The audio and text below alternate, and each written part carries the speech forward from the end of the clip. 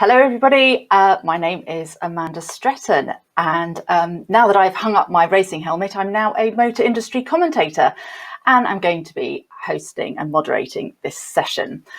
Now, this session has got the title No More Sticking Plasters, Why OEMs Need to Invest in EV Fleets of the Future. And thankfully, I'm joined by Mike Nugent, who's the Head of Intelligent Fleet Decarbonisation at Hitachi Europe, and he's going to talk to us about this.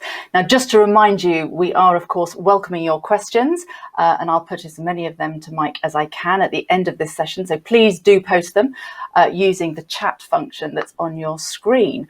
And of course, you can join in the wider conversation as well on social platforms using the hashtag FTCar.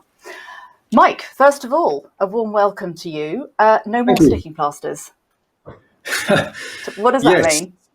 Well, means a number of things, really. I think we're entering a pretty significant period of change in the automotive sector, in particular around fleet and transport. And really, we see that we're moving from a period of where it's been a position of debate. Are we going to go electric? Are we going hydrogen? Where are we going in the future? To one of certainty. And obviously, with the announcement last week, certainty that's coming closer.